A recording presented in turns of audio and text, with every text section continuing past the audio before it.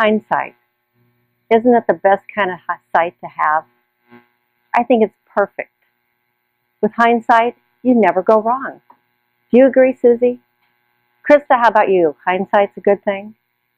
John, what do you think about hindsight? No, don't tell me.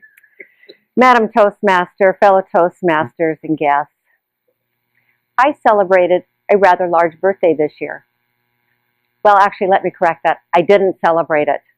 I canceled the party. I canceled the wonderful dinner planned for me at Gasparetti's, featuring my favorite entree, crab lasagna. I chose instead to hole up at home and reflect upon my life. Now, I do think some reflection on one's life is a good thing, especially if it doesn't end in suicide or homicide. I chose 3 things to focus on to share with you here today, to see what, in hindsight, decisions could have been made to maybe have things turn out differently than they have. First was my career. I don't really think it's turned out all that great for me. Why? Well, at this advanced age, I'm still trying to figure out what I want to be when I grow up. What I'm doing now isn't it. Now, I grew up in a farming community, as you heard, and my family didn't necessarily value educating the woman. I was supposed to marry a farmer, take care of the place, and have babies. And at a point in my life, that sounded like a good deal. Kind of fun. That didn't work out. I had dreams of being a hairdresser or a nurse. I could take care of the inside or the outside. But that didn't work out. Then I wanted to go to school in South Dakota, a big business college.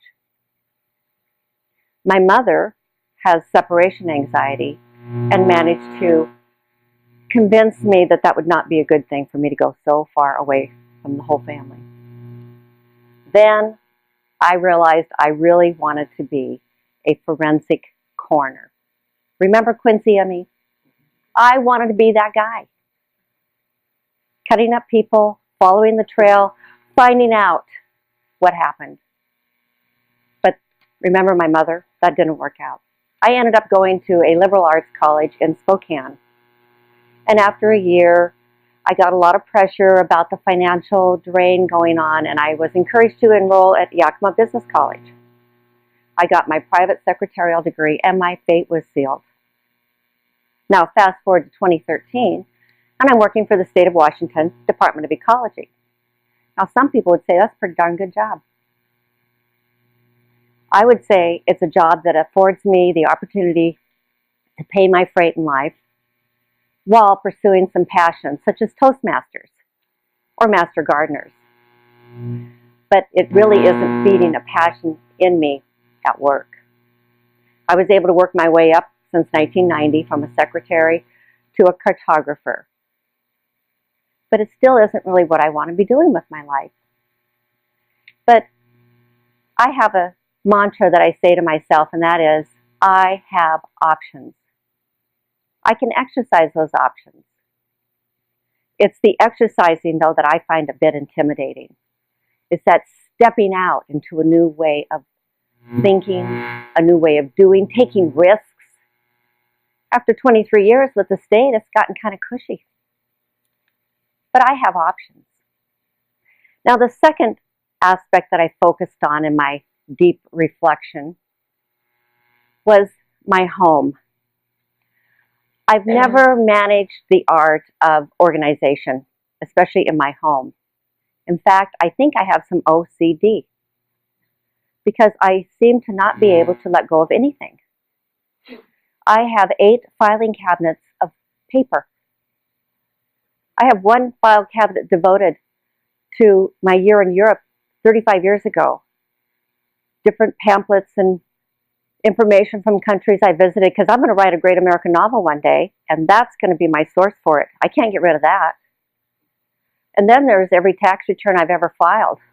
I don't want Big Brother coming after me. I got to hang on to those. And every power bill I've ever paid and every phone bill I've ever paid. It's beyond, I'm speechless. I don't know what to do with it. Recently, I've started tackling that basement, though, because I have 3 estates down there. I have my first husband's stuff. I have my mother's stuff. I got my stuff. And it's become overwhelming. It's fatiguing. I can barely go down there. But recently, I have started taking the time and going down into my basement and organizing it. I've organized all of my Toastmasters stuff in a file cabinet. I have 9 now. It has Pentaplex files. They're labeled. It's organized. You call me, I got it for you. It is freed. And my mantra for this stage is less is more. Less is more. Now, the third phase that I focused on was my garden. Now, many of you know I have a nice garden, a beautiful yard. But when I married my husband 20 years ago and moved out to his home, and we'd look out west, and it has a beautiful view, really clear across the valley.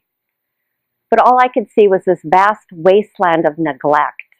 There was an old wood pile with a tattered blue tarp, surrounded by overgrown juniper tam shrubs. But I had a vision, and I looked out there and I saw gardens, gorgeous gardens, hidden gardens, walking gardens. I saw transformation. And for the next 20 years, we did work on that.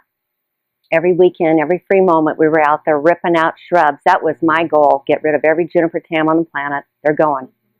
Off to the landfill they went.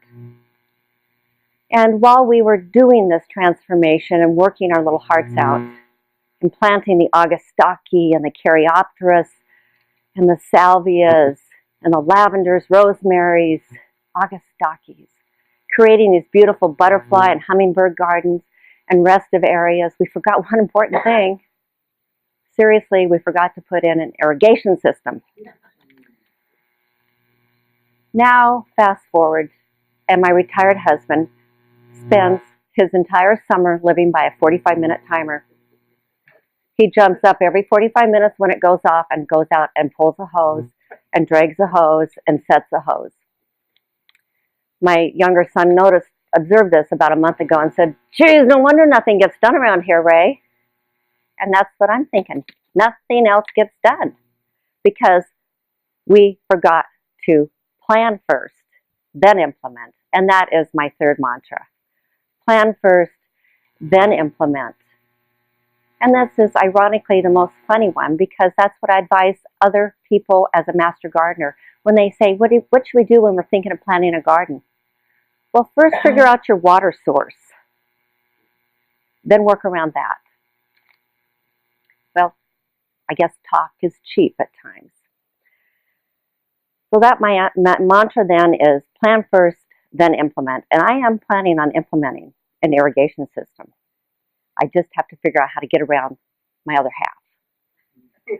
Now, how can all of this help us here today, or has it helped me in this reflection? As I think back on, I have options. We all have options. I can choose to get more education, or I can use the education I already have in a different way.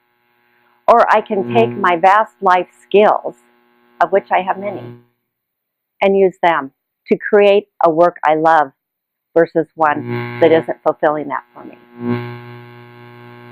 Less is more. And I find that when I'm open up to being able to free myself of that which I no longer need, which no longer serves me, it is liberating and energizing. I feel like I have more energy now in my life. And the interesting thing is the day that I decided to talk about this, I looked in the paper and my horoscope said, Aquarius, rethink mistakes to avoid making a poor choice now. Don't be afraid to make a decision. And that is the plan first, then implement. And I think that's a goal or a good rule for all of us to work. Because if you make a plan first, how could it go wrong? I hope today that you remember that you do have options, that less is more.